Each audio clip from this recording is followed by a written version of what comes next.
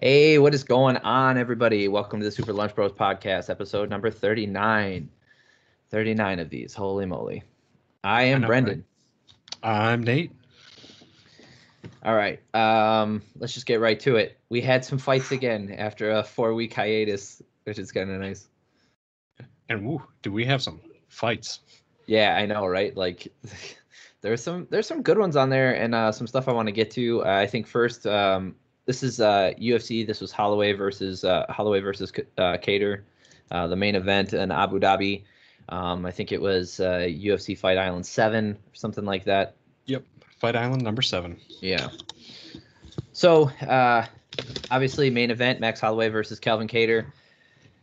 A lot of talk. Calvin Kattar is no joke. I say that a lot. I use that phrase a lot, but he is a very good fighter. He hits very hard, crisp boxing, notoriously a slow starter.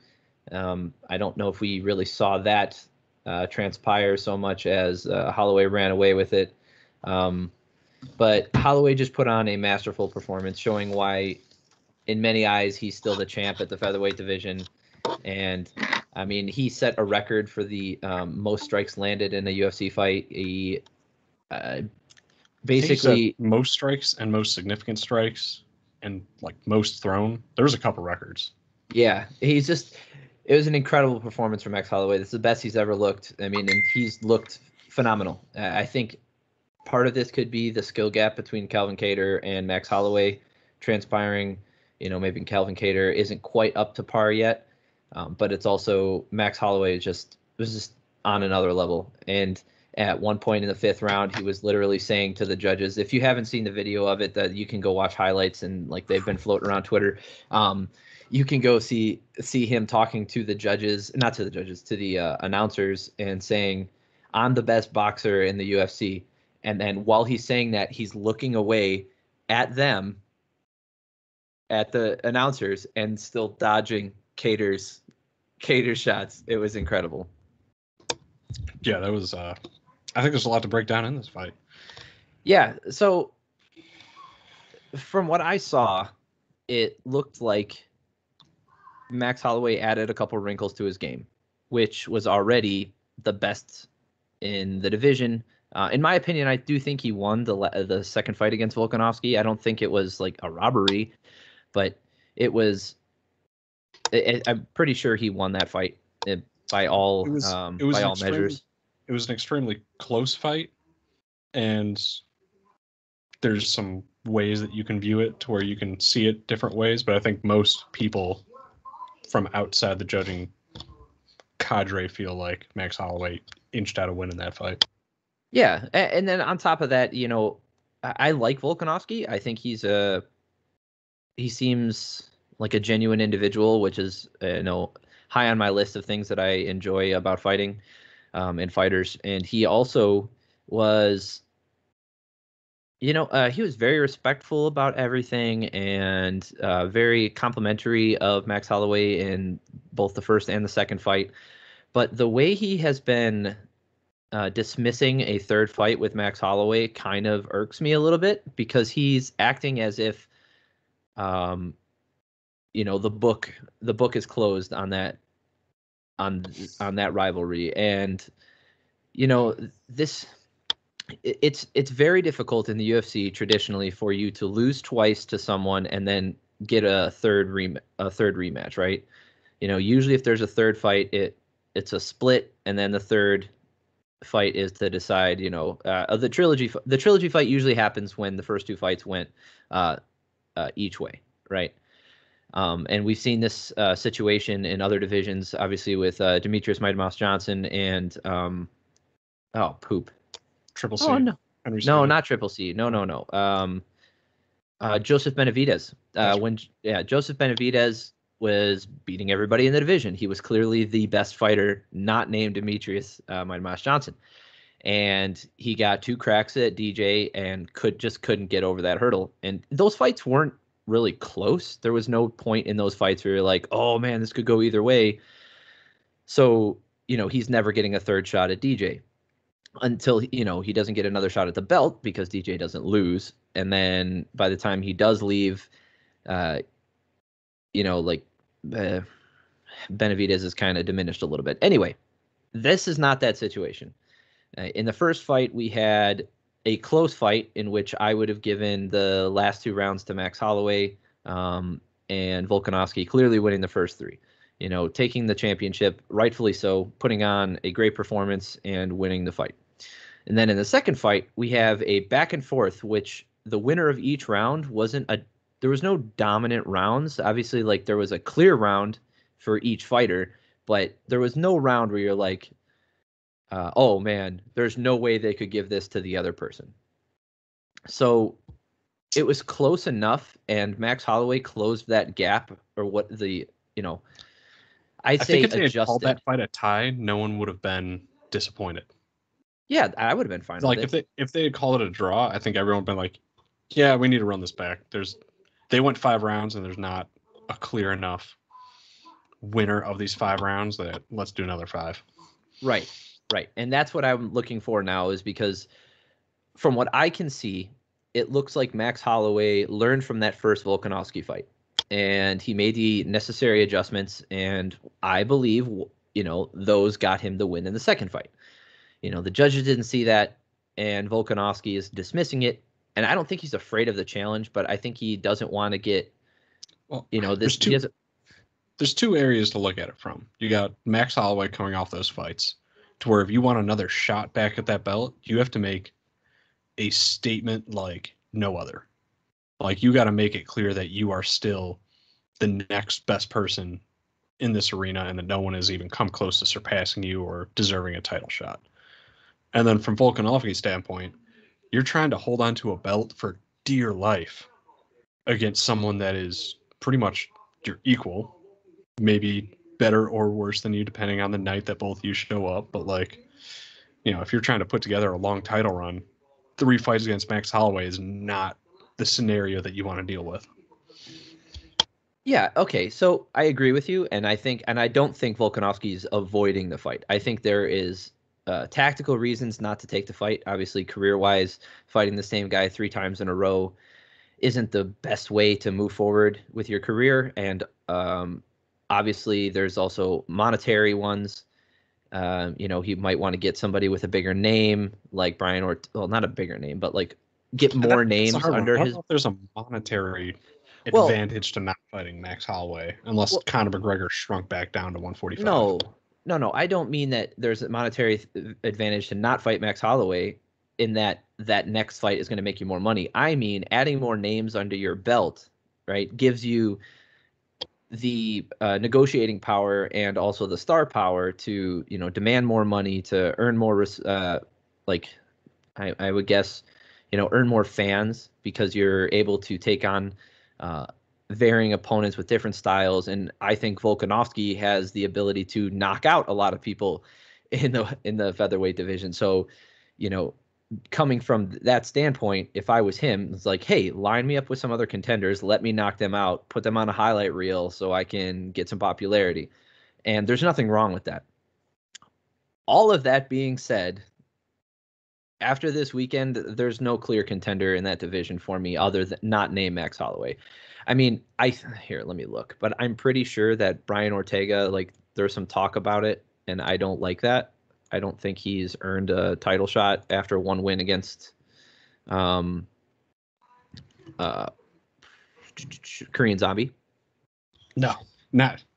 If we're looking at from pure who's made the better statement and who's made the better case, I mean, Max Holloway put on a record-breaking, legendary show against, arguably someone that deserved to be in the ring with him. It wasn't like going into this fight, Calvin Kattar was out of his league or didn't deserve to be in the same ring as him. But I don't think that was, and it was like, if you look at the betting line for both of them too, it wasn't like Max Holloway was a giant favorite going into this fight.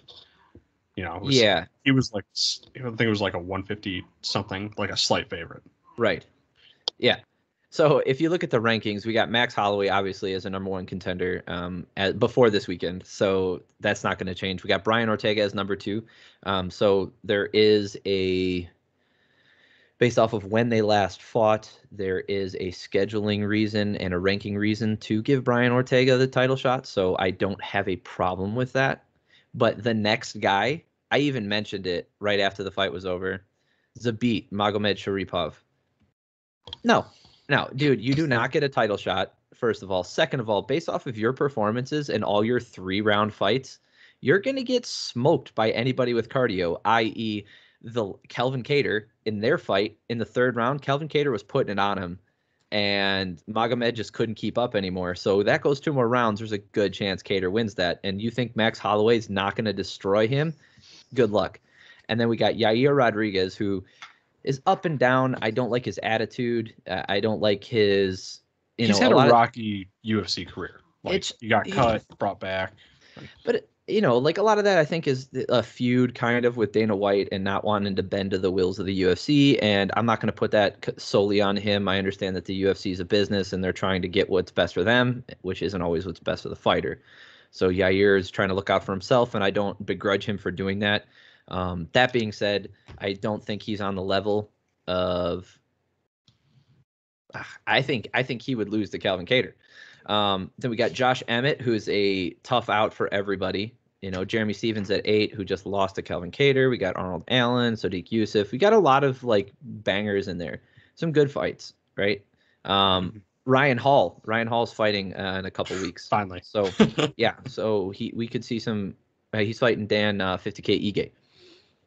So we could see some interesting stuff with there. We got obviously Edson Barbosa cracking the top 15. So from what I see, Brian Ortega, I could see him getting the next title shot. I in a perfect world, right, where scheduling and obviously the human element of rest and recovery doesn't exist, and we live in a video game world. The next fight is Max Holloway versus Volkanovski for a 3rd time, right?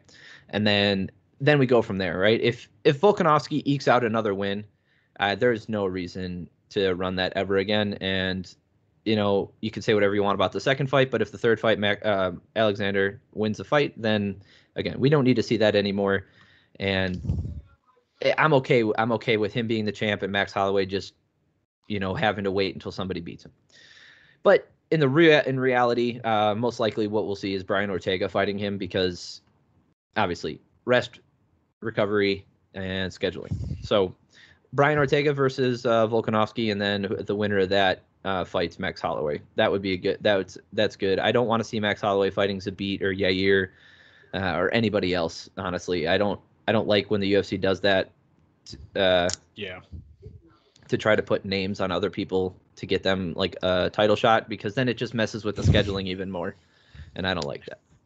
And I think Max Holloway sent a giant message to the UFC that you should be very careful who you're going to place against him if you're trying to bring someone up or put someone in title contention. Because dude, he's got a rock chin, incredible timing. It's not like Calvin Kattar didn't hit him with good shots. Like Calvin Kattar, he hit him with some good ones. Yeah, but Max Holloway just put just an unbelievable level of volume and skill into that fight, and some new stuff, spinning back kicks to the body, sapping the cardio, leg kicks, effective leg kicks. He hit him with a head kick. I think it was in the 2nd or 3rd round, right in the last 10 seconds, that almost put him out, and we're talking about, Brian Ortega's got a rock chin too. And I think that's why those 2 fights with Max Holloway went as long as they did, was because these guys can take a lot of punishment.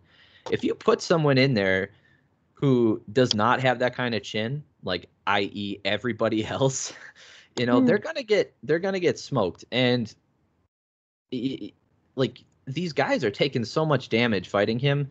Dude, Max Holloway, he looks so crisp, and I'm excited. I really don't think the blessed era is over yet. I'm rooting for him. I love Alexander Volkanovski. I really do. I think he's a tremendous fighter, and his skill, his game planning coming from gosh darn it, the gym in New Zealand, and I don't know why I can't think of it again. The same one where Israel's from. But anyway, the way City Kickboxing, the way that he's able to game plan for people, and the way that they're able as a team to game plan for people is so good. And if you take a fighter like Volkanovski, who has the cardio and has the skill set to keep up with that game plan for 25 minutes, that's a tough out for anybody in the UFC in any weight class, given the right circumstances. I could not agree more. I'm just excited to see, where it goes from there, especially in that division. It'll be interesting because, it's been consistently one of the most exciting divisions in the UFC for, almost the better part of a decade now.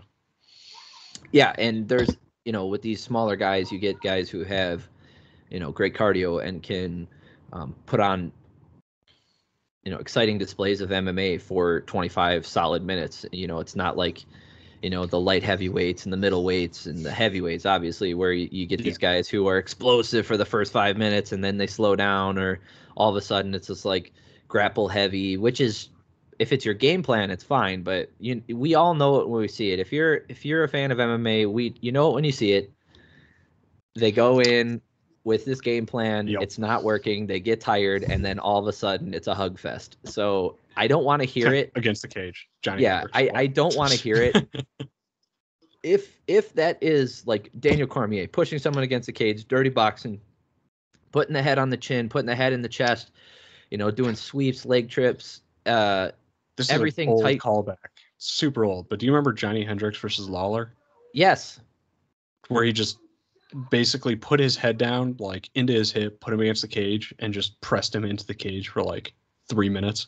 But that was his game plan. I know, but like, it was embarrassing, especially around. Sure, but what I'm saying is, if that's your game plan and it's obvious that's your game plan, I'm not going to begrudge you for having a path to victory set out and you following that path. If, like, you can call it what you want, like, oh well, he's adapting to what's going on there. No, he's not. He's just tired. Yep. Okay, don't give me that stuff. Like his game plan wasn't working. What was his game plan? Knock him out in 5 seconds, and it didn't work. So now I got to hug him. I don't want to hear it. I understand that, it doesn't always go perfectly, but there's one thing that I say it like I'm an authority figure here, but like there's one thing that I don't excuse when I'm watching a fight, and that's poor cardio. If you don't have the cardio to implement your game plan for 25 minutes, then either A, fix your cardio, or B, fix your game plan. Fair enough. One thing I do want to get your opinion on, especially in regards to this fight, do you think Kattar's corner should have thrown in the towel after round 4? You know what? I was looking at, when I was watching the fight, I realized the amount of volume that Holloway was putting out, and Ashley was, she caught like glimpses of it, right? And I called for Herb to stop the fight because of the volume.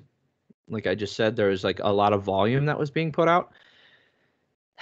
But Kattar was throwing hard, landing hard elbows, and on any given night, 1 in a million, right? If you're still in there and you still have your wits about you and one of those lands, this one for me, I would, in the heat of the moment, I'd be like, okay, stop it. But taking a step back and looking at the outcome and everything, I'm glad it didn't get stopped, because not for Calvin Kattar's health. Like, obviously, the best case scenario is someone stops that fight, in the 2nd or 3rd round when they see that he's getting just demolished, right?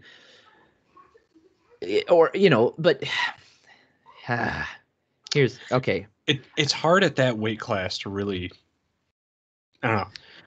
My feeling on it was, looking at that weight class, it's hard for me to know what the right answer is, because, like, obviously he's taking damage, but he's not taking the same damage as if he was a welterweight, taking that volume from, someone fighting at 175 or 170. Yeah. Versus, so yeah, he's taking a ton of volume, but it's not necessarily, it's not great, but no, and he got, I know he got rocked. I think he got rocked in the 2nd round from an elbow. So like, he had been rocked, he clearly, but he, like you said, he was thrown back with good intensity, even going into the 4th and 5th round when he was able to connect. Like, he was Yeah, he was getting beat, but he was still hanging in the fight as much as he possibly could. Yeah, so but does he still actually have a puncher's chance of knocking out Max Holloway in the 4th and 5th round? That's where I get the other side of the coin of like, is this volume really worth it? Like, does he actually have a shot to come back? You know, once again, it's not like it's a light heavyweight where he has a shot to throw a lucky punch in the 4th and 5th and knock him out. Yeah, I mean,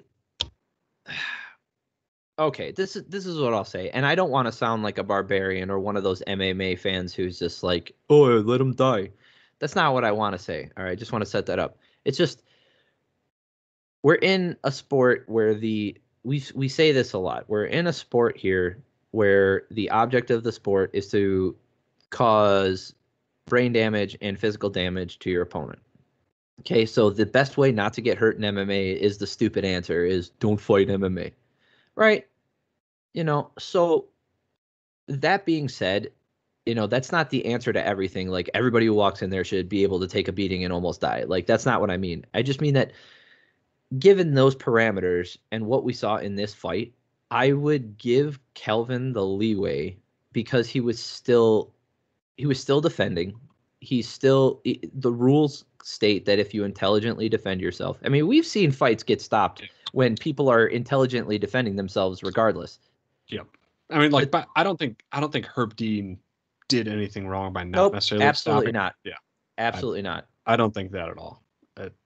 I guess my feeling on it is like just from everything we've heard from brain science and kind of concussion stuff and some of the long-term effects, like it's not always necessarily the knockouts that are the worst. It's that it's almost the repetitive scenario. beatings. It's repetitive high volume of trauma. So like you could make the argument that this was almost potentially, and I'm not a neuroscientist in any sort of fashion, but this might have been a worse outcome than him getting knocked out in the 2nd round. Yeah, because he's taking more punches. Yes, absolutely. Yeah. It's just it's so hard. It's so hard to quantify, but from the eye test, from fights that I've seen, from the amount of fights, like I'm not the biggest MMA fan in the world because I don't watch everything, but I've seen hundreds and hundreds of fights. So I've seen quite a bit, and I've seen in the midst of a fight how things are moving back and forth and how fighters are reacting. I don't think he got rocked later on bad. Like he got hit to the body and he got rocked, but we all know that getting hit to the body is a different reaction, right? That's an autonomic response. That's not getting dizzy. Obviously, getting hit behind the ear, I think, would also qualify as a autonomic response. But getting hit to the liver, right? We all know getting hit to the liver is autonomic response from your body to shut down. Okay, getting hit behind the ear and losing your balance, while not as damaging as a pure knockout to the chin and shutting your lights off, it still puts you in with an inability to defend yourself. And he never got to those points. Like he got hit to the body, still defending himself. He's throwing back. He was actively using offense. And there was not a single point in that fight where I was like, this should be stopped. So that's what I'll say. At no point did I look at this fight the same way I've looked at like the Rory McDonald Robbie Lawler fight. Like you can kind of get a gut feeling when you see certain fights where you're like, ooh, this person's not going to be the same after this fight.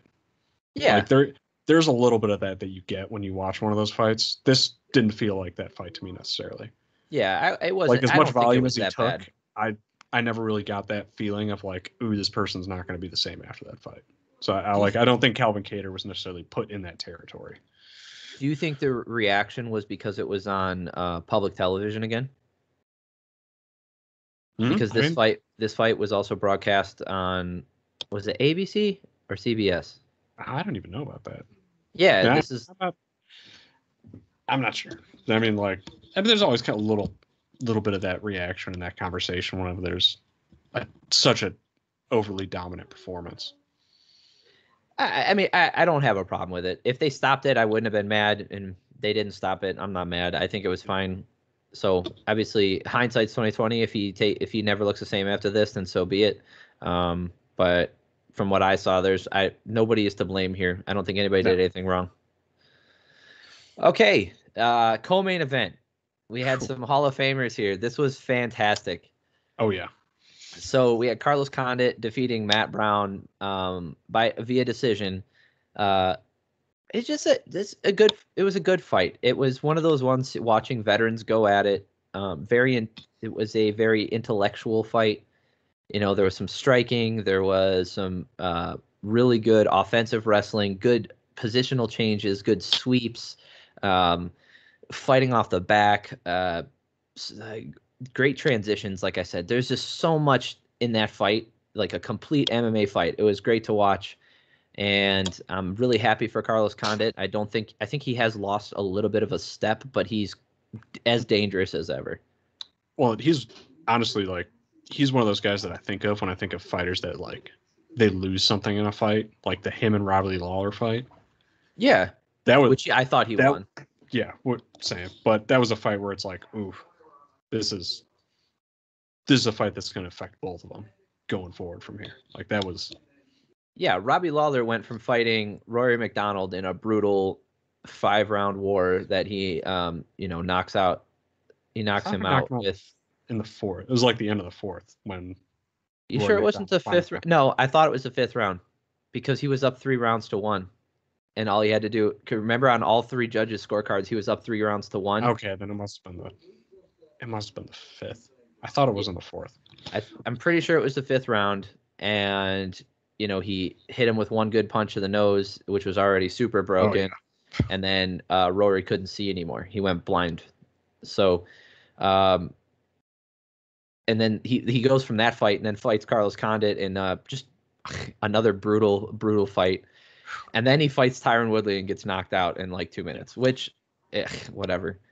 Anyway, back to this fight. So Carlos Condit, Matt Brown, I thought looked...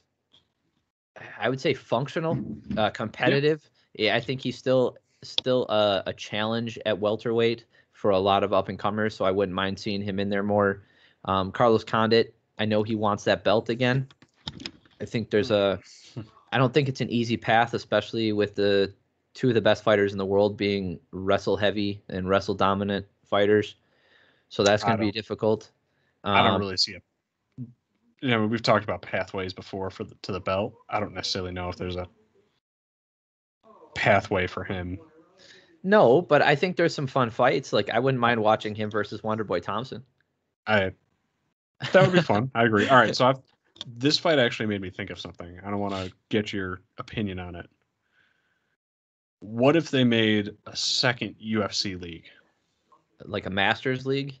Basically, yeah. Basically like UFC Rushmore League, Mount Rushmore, like Masters, whatever you want to call it. Essentially for veterans that are at the point where they're still capable, they can still put on great fights, but you don't want to see them go against young people that are in the hunt that are clearly at a different level of them. Oh, I don't know. But you can still see them match up against people from their time that are also big names and veterans that want to keep fighting.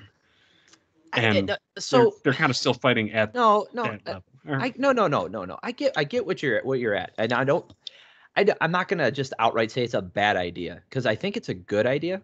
Like I think that's a positive path. Wow, that's a lot of P's. Great alliteration. A positive path for pugilists. Oh man, I'm so stupid. No, I think that's a positive path for some of the older fighters, and it keeps hey, you know what I just thought? I just thought it right now. That would keep younger fighters from adding, like it would keep them from being able to add these names to their list, like that are artificial. Right, like exactly. Someone beating Diego Sanchez 10 years ago. That's a big deal. Exactly. Someone beating Diego Sanchez right now.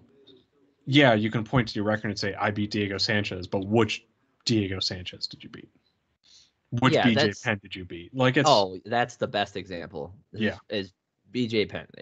Beating BJ Penn now means absolutely nothing. And as much as I love Ryan Hall, I don't think that fight really meant anything. It was cool to see him dominate, like, jiu-jitsu. But if you had a Masters League where BJ Penn fought Diego Sanchez of now, like that's a little more fun. You can kind of get behind that a little bit. As far as fandom goes, I think it's an excellent idea. But I also think it's a fun career path for older fighters who still want to compete. What I don't know is the end goal for that organization, right? This sister or brother league organization, because a lot of these older guys can still compete. They can still be in the top 10. They can beat everybody else in the division. They just can't beat the top 5 guys, right? So, would you actively, scavenge and scavenge from your possible top 10 fighters just to create a fun league to watch?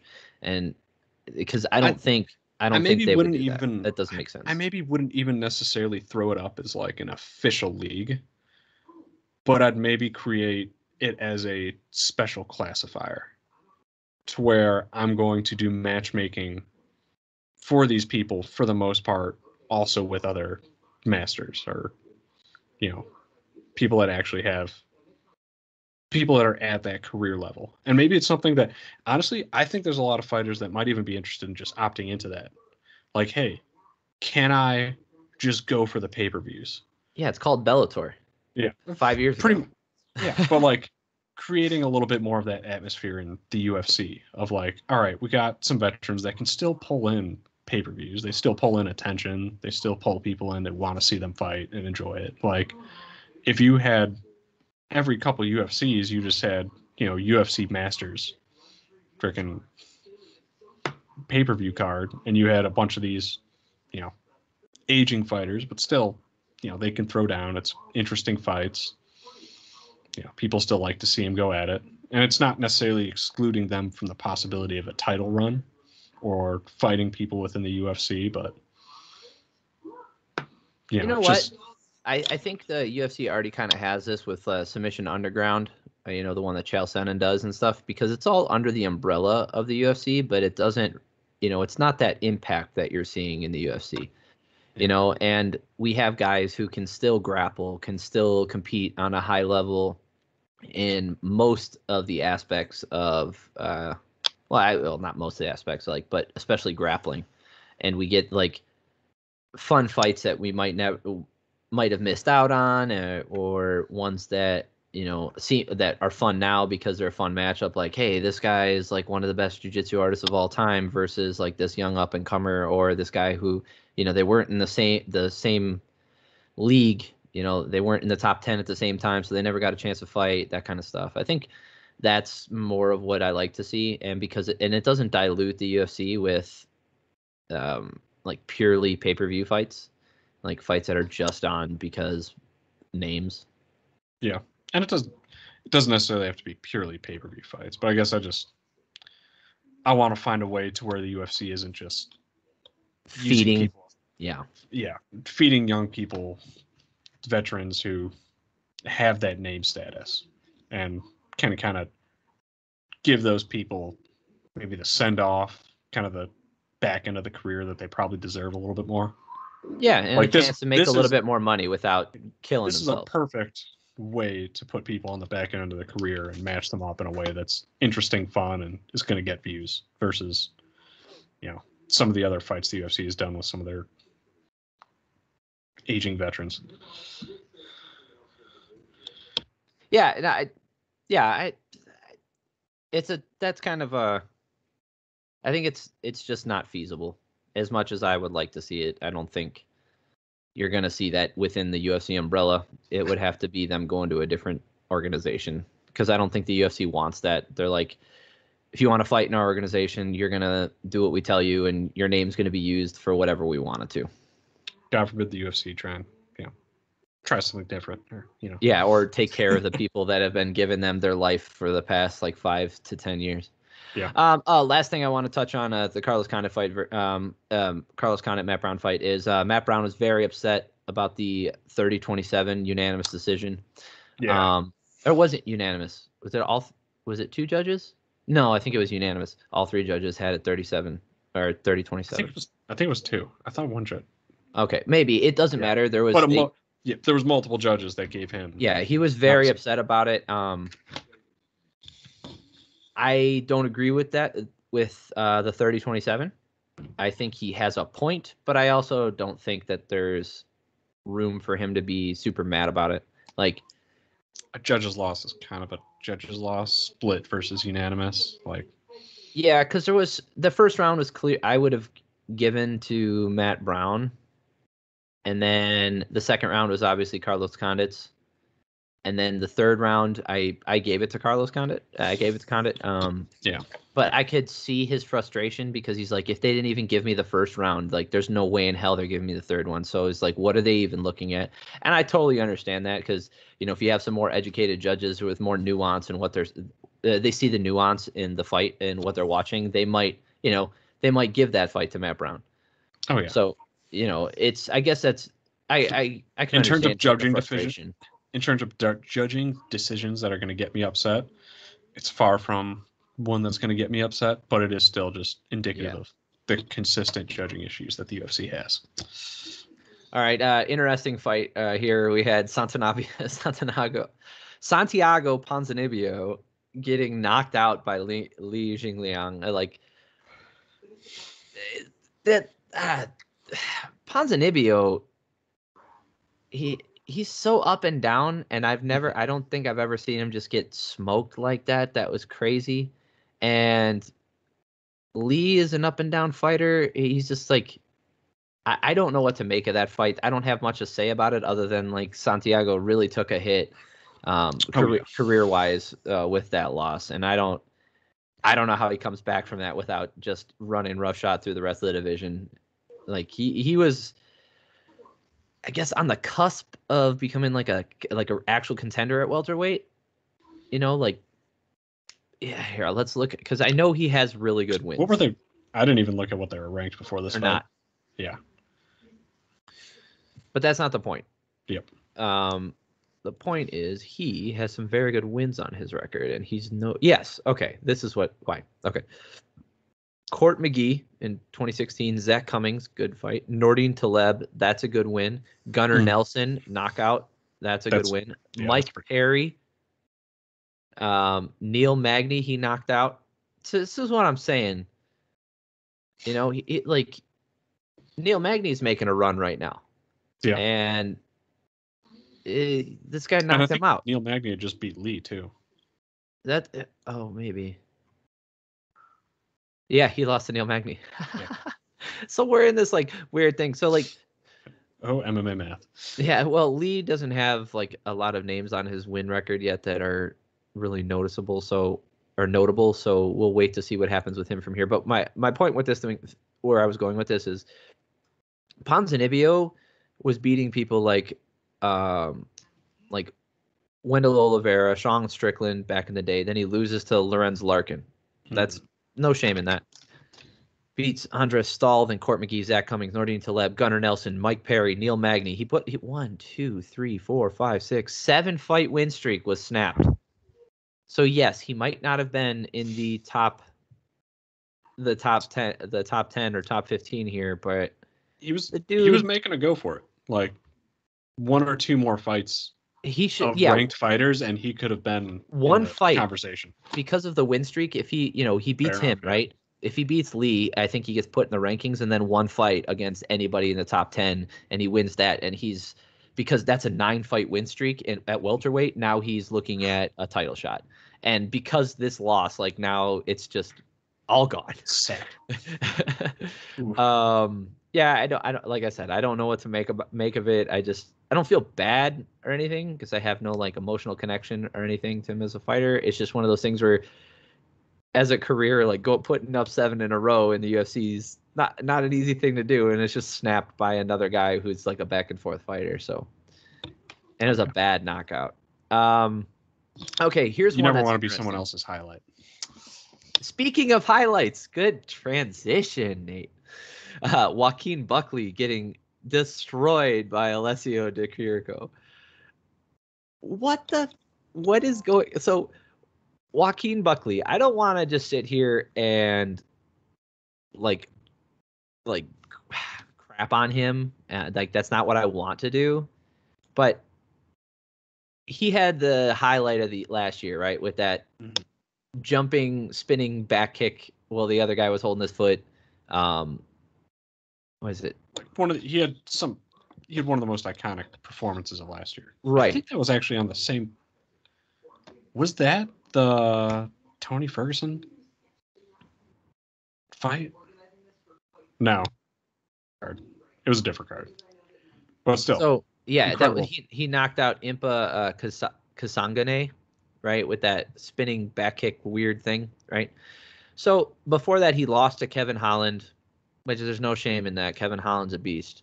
He gets that crazy KO. He knocks out Jordan Wright, and then he gets knocked out by Alessio Di Chirico. Based off of what I'm seeing here, because he's been knocked out multiple times. He was knocked out in Bellator, and he's been beaten, knocked out, and he gets. So here's what I'll say. From what I've seen so far, it looks like Buckley is going to be one of those exciting fighters with one of the best highlights in UFC history. Unless something crazy happens, it looks like he's just going to be a journeyman fighter. And 2 more losses and he could get cut. Like, because Di Chirico is good, but I mean he hasn't been putting people away like that. I don't know. There are some of those fighters that are just exciting, but end up kind of being 50-50 fighters. Yeah, but it's so crazy to me. Like you see, like all this hype over one fight, and then they just disappear. You know? Who was another fighter? Although I think he ended up getting USADA. Hector Lombard. Oh, okay. Well, he had a lot of highlight. He was a Bellator champ for a long time, and then he came over, and then it was before USADA he got popped. Yeah, he which says that was the first Jones DC fight. That card. Yes.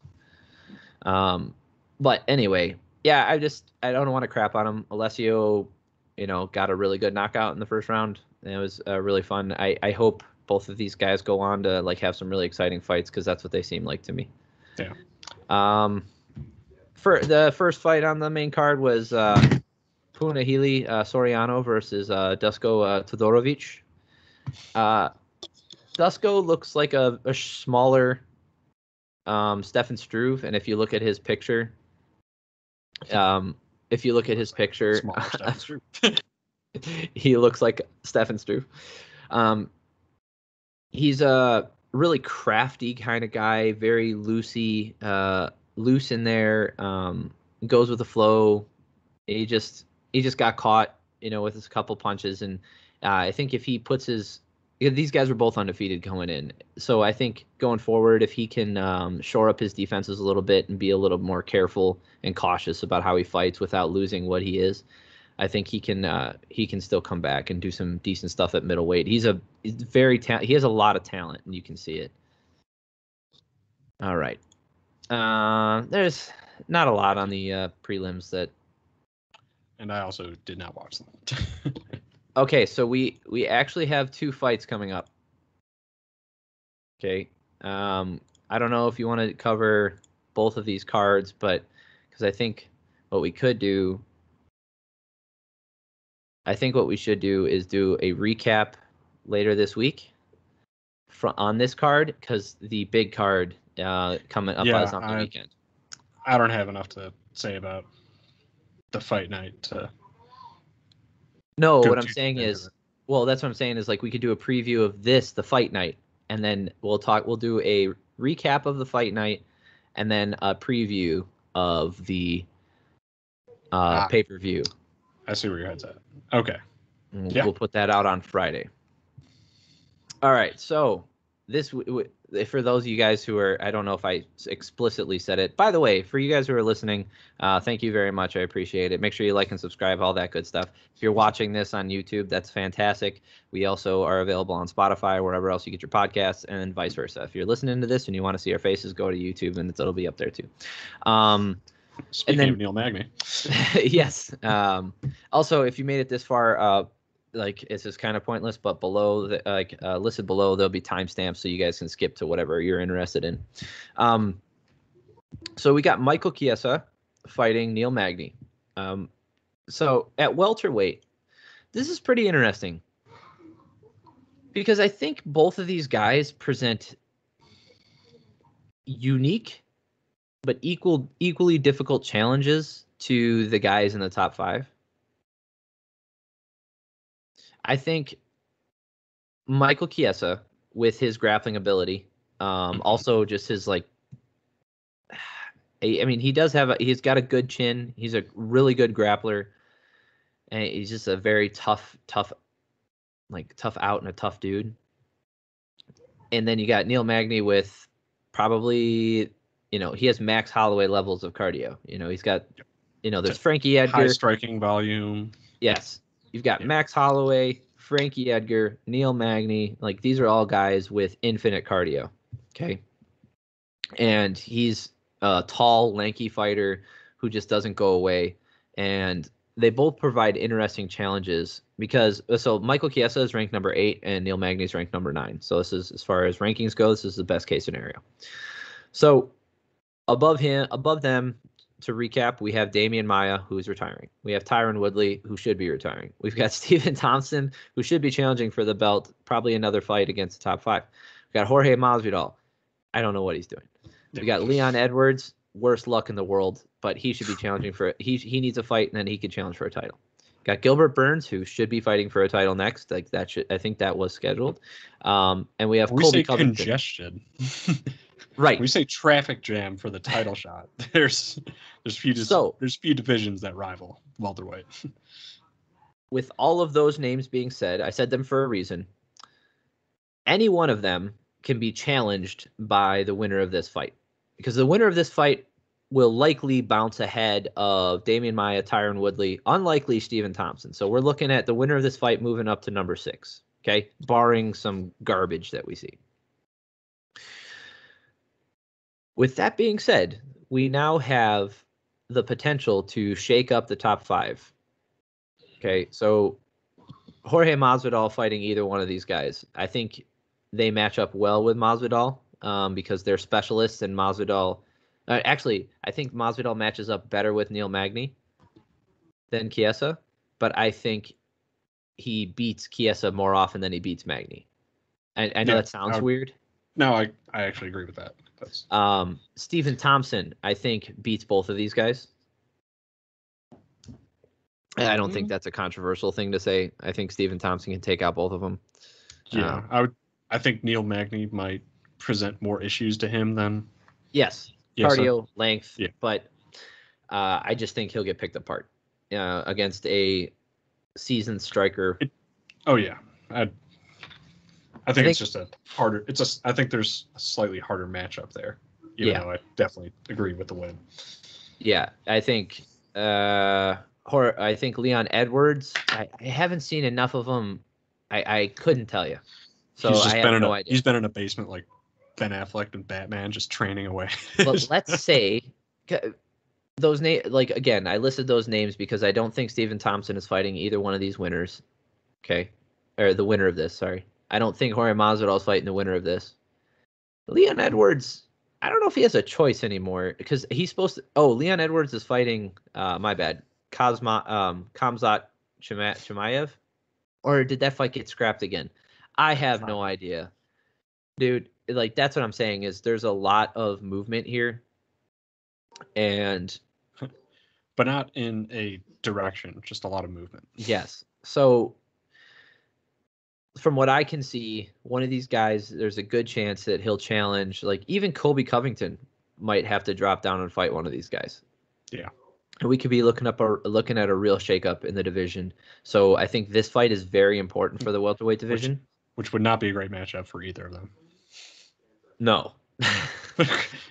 Especially because Chiesa doesn't have the best cardio. Yeah, fighting a guy with infinite cardio. Again, Colby Covington, another guy with infinite cardio. Yeah. But there's not a lot of hype around this because obviously 257 is this weekend or this coming weekend, and we have Conor McGregor fighting. So that trumps literally everything else in the fight world. There's not a lot of hype, but there are a lot of consequences to how this fight shakes out. Yes, very much so. So I'm looking forward to watching this. I'm very excited, and I'm also very excited that it's on a Wednesday. It's super cool. Oh yeah. What stinks is it's at 11 a.m. Well, and then the prelims. That Wednesday is the only day I'm working next week, so I will not. Yeah, it's not like you can't watch it afterwards on ESPN Plus. It's not that hard. So we got Warley Alves fighting Munir whatever. I don't know his name. Be honest, the rest of this card, I'm just gonna. Roxanne Modafferi is fighting. Woo! I like watching her fight. Tyson Nam. Omari Akhmedov. Isn't he ranked? He is ranked. Why is he fighting on the prelims of a fight night? I'm not crazy. He's ranked number 13. He's fighting Tom Breeze. Yep, he is. He is, and he's the first fight on the prelims. Not even. No, he's the last fight. That's the main event on the prelims. Oh, as I was. You're right. It's just. That's dumb.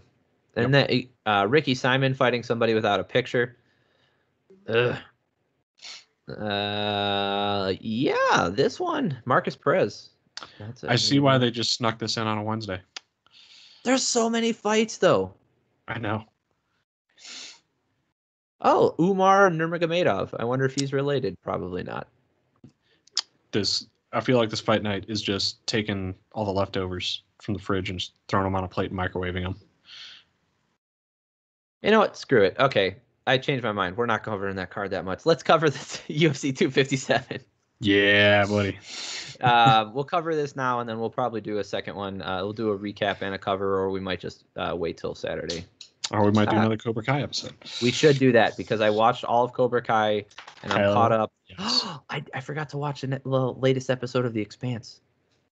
Episode 3. We got some Cobra Kai to talk about still, but UFC 257.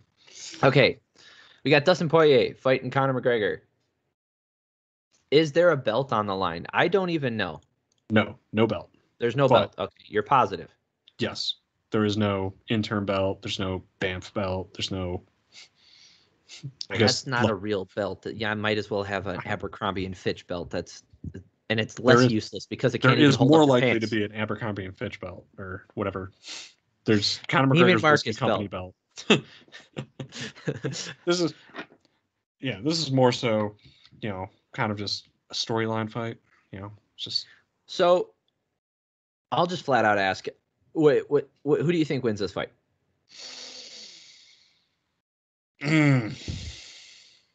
I am saying Dustin Poirier. Okay, I'll take Conor. I feel like I backed you into that. I'll let you go first. No. I wasn't 50-50. I have it. I'll explain. You go first, and then you give your percentages afterwards. You tell me why. All right. So obviously actually, wait, I might be wrong on that because the last fight we had with Dustin Poirier was at 145. Was that at 145? Yes, well, sir. Against Conor McGregor. Yes.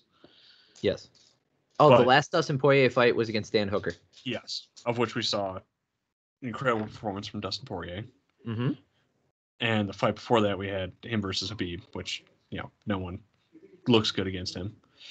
But Dustin Poirier is absolutely a different fighter than the first time he fought Conor McGregor. So I don't think that's a fair example of, foreshadowing who's going to come out on top of this. Because honestly, they're also both different fighters. Conor McGregor on the rise, like in his come up, had a fire to him and an intensity that I don't necessarily know if he brings that same thing to the ring now as he had back then. And I think that Dustin Poirier coming up is still hungry for the belt, still going after it, still has a little bit more intensity to him, and I think he has a much better skill set than he had before. And I don't necessarily know if Conor is going to present anything to him that he can't deal with, especially on his feet. Okay.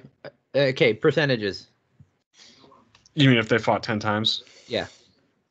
Dustin Poirier wins 5 out of 10. Like, real confident about that one, aren't you? And the judges just call one a tie at some point. I mean, it's okay if you think he's going to win and it's a 50-50 fight. Yeah, there's nothing wrong with that. To me, I think he's going to win, but I mean, I can completely understand how Conor McGregor wins. Like, it's not going to shock me. It's not like I wouldn't bet anything on this fight. But all right, I feel coming into this fight that Dustin Poirier is 51% more likely to win. Okay, so this is how I look at it. The last time they fight, great English. So the last time they fought was at 145. Dustin Poirier was diminished. Maybe his chin was diminished, and McGregor has incredible precision. So we can put all that aside because that means nothing anymore, right? The only thing that matters about that first fight is Dustin and Conor's mental state regarding that fight. Right. So obviously, I'm not going to sit here and try to take that into account because nobody can unless you know both these individuals very well. So what I mean about that is if Conor is so confident in that, I dismantled him and I dismissed him so easily last time that I don't have to give 100% this time to take him out. I know I can beat him. Right. That's one way Conor could look at it. And then the other way is Conor could be like, I beat him so easily last time that I know I can do it again. And he works really hard to do that. And he goes in there with the confidence knowing that he can beat him and like knowing that he's going to win this fight. Right. Which means a lot. Like knowing you're going to do something, regardless of whether or not, that's a realistic goal, means a lot. Like if you want to talk about like running long distance, if you know you're going to run 50 miles and you just know you're going to do it, it does like that means a lot more than going in there being like, I don't know if I can do it. I don't know, regardless of the training and everything else. Like if you just know, you have the confidence and know that you're going to finish something, like that can drive you. On the flip side, Dustin losing last time, if he goes into this fight thinking like, oh crap, last time he caught me, I got to really protect my chin, or like more than usual. I have to change how I'm fighting because Conor can catch me and like he hits really hard and blah, blah, blah, blah, blah. And all the negativity seeps in there. We could see a shell of what Dustin Poirier has become. And on the flip side of that, we have Dustin, what I believe is more likely to happen is Dustin comes in very confident because he knows that like why he lost last time, how much better he's become, and with the fire to like basically reset that mistake. Right. So all of that nonsense out of the way because it means nothing because we don't know. I just wanted to touch on it because it is a factor and one that's not quantifiable, but it is a factor. From what we have seen, we have a lot more recent tape on Dustin, right? We have a lot more data on him because he has fought more frequently. And from what we have seen at 155 is he's an incredible fighter. He has decent cardio, but not great. Okay, he has decent cardio. He has, like, I'm not saying he has bad cardio. He does not. I don't want to dismiss his cardio here. What I'm saying is, like, if you watch him, he does trail off in the later rounds, which is expected based off of his power and his output. I'm just saying that cardio is not, his main feature. Okay. We know that he hits incredibly hard and that he has gotten away from brawling, which is good. But I don't know if any of that means squat because Conor still has one of the best minds in MMA. I don't know what to make of that Khabib loss. Whether Conor was fully prepared or not, all indications are that he wasn't. But that's part of fighting. Like I'm not making an excuse for him losing because I hate that stupid excuse. Well, John Jones didn't train for that fight. Well, then he didn't do what he was supposed to do. Like that, you might as well just not go in there or go in there and not throw a punch. That's part of fighting, is preparing. So Conor it might goes. be cliche to say that a fight is won before two people ever step in a ring, but this might be one of those fights. Yeah. Like, this might be one of those like few examples you can look at and say that however they have themselves mentally prepared before they step in is probably going to be more of a deciding factor than what actually transpires between them. Yeah, and you know what, we've seen a more mature Conor. He's not attacking Dustin Poirier's character. He's not. He said, like, we're gonna donate to your charity. They even wanted to set up a charity event. Sponsored by Proper 12. To give money to Dustin Poirier's charity and all that stuff. So we're seeing a more mature Conor, obviously still business savvy, picking things on purpose that he knows is going to give him the biggest return on investment. And I don't think that this strays from that at all. I think his goal is to make money. I don't think it's to necessarily have the belt. I don't know if that matters to him. But that just because he doesn't want the belt doesn't mean that he doesn't want to win fights. Oh, I think he wants the belt. I don't know. I don't think so. Because there's no reason. The incentive for the belt I think the incentive for the belt really comes with, there's personal pride and all those things and being the best in competition and all that crap. But a lot of that comes down to money. They're like, the belt brings these perks. It brings these things. Conor has all that already. The belt it's literally just another personal accomplishment. I think he wants it for the personal. I don't necessarily he might. Because is Dustin Poirier really the money fight for Conor? Yes. Is it? Yes, because he can't get any other fights. And he knows, but here, hold on. I don't necessarily think that this is the money fight, but I think this fight gets him the most money in the long run, because him fighting Justin Gaethje, that might not go so well. And despite Justin being, semi-popular, whatever, I love Justin Gaethje, but I don't know if that's the biggest name to go against. And then it's a more risky fight than fighting someone you already fought, who has weaknesses that you can exploit, and then you can get your way to whatever you want in the division. And then if he has to fight Justin for the title, or literally anybody for the title, now all of a sudden, like, it's the pay-per-view again and it's more money. I think Justin Gaethje was an option to make more money, but I think there were multiple fights that led to him making the most money. I view this as, he can definitely make money off a Dustin Poirier fight, but I also think this is his chance to put a stamp on proving, if I get a title shot, I deserve to have a title shot. Sure. Because of the time he's had away. Like, sure. I feel like this fight is setting him up for a legitimate title shot if he makes a statement here. Like, and that's why I feel like he does want the belt. I think that is in his mind for why he's doing this fight, not necessarily just because I don't think money's a factor for him at this point, either way. Oh, I mean, that's possible. I could be totally off, and he's confident in the amount of money that he has, and he realizes that now it's just personal accomplishment. So that could be it too. I might be totally off, and that's okay.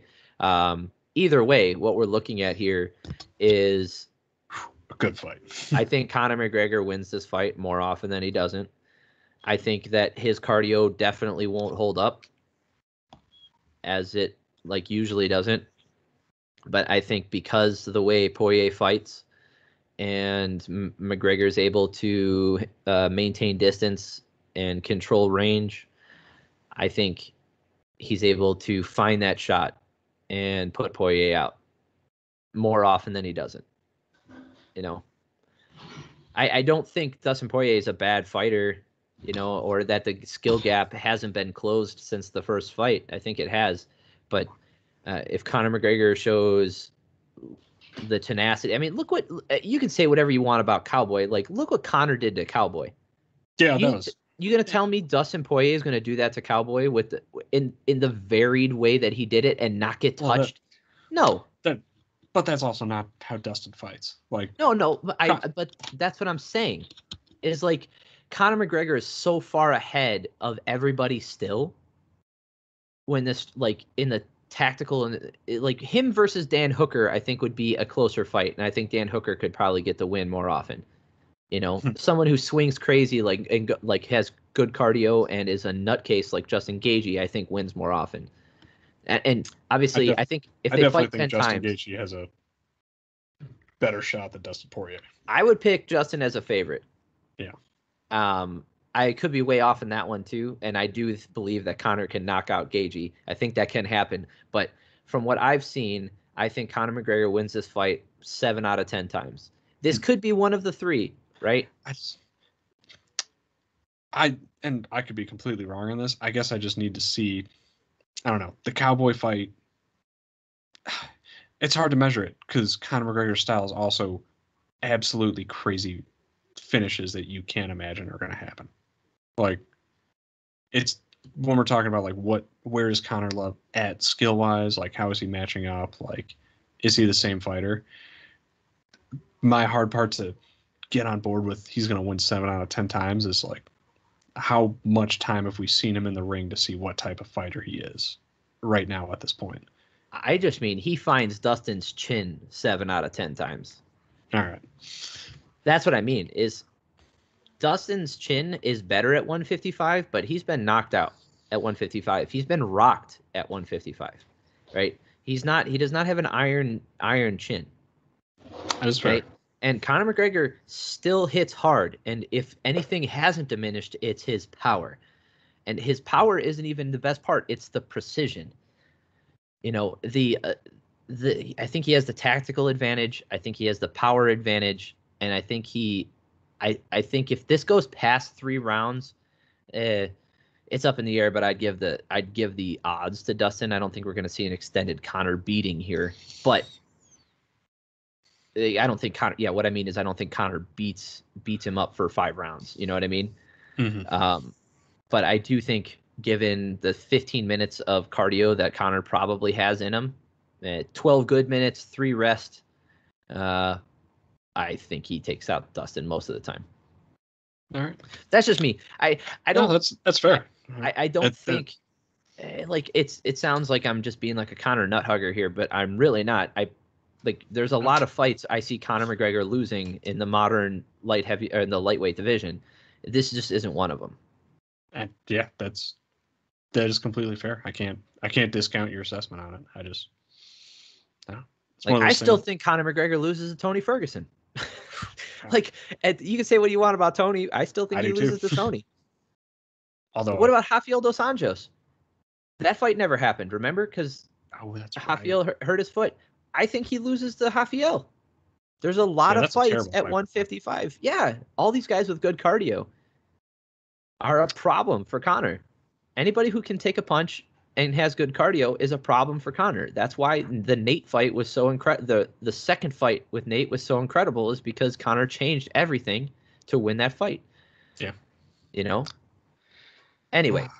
And because Dustin isn't an offensive wrestler, we might see some more kicking again. True. Dustin does have a good ground game, but he's not an offensive wrestler. So, like, we might see some more of those fun Taekwondo style kicks from Conor. Spinning back kick. What do you say we go over the rest of this card after we do the Wednesday recap? That's a good idea. Yeah. All right, everybody. Thanks for tuning in again. I hope everybody's doing really well out there. I know things are crazy and people are acting stupid. So avoid the stupidity as much as you can. Take care of yourself and stay out of trouble.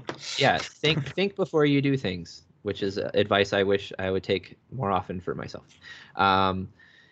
Again, if you like what we're doing, please like and subscribe, all that stuff. I really appreciate it. Comment down below and send us email. Like, you can email me. You can email us superlunchbros@gmail.com. Just any advice, anything you like, anything you'd like to see, any questions you have, just put in your questions. I'll respond to them. I promise.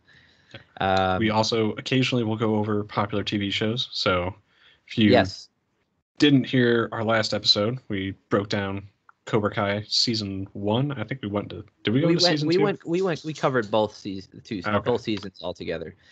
So we'll put out another episode soon where we go over season 3 and make some predictions for where the show might go from here. Yeah, and it stinks because I'd never put up that video that we did on it the first time. Oh, that's right. I know, and I predicted exactly what was going to happen in season 3. Anyway, all right, guys. Thank you all very much, and I'm Brendan. I'm Nate, and I hope everybody has an awesome day. Me too. Ooh.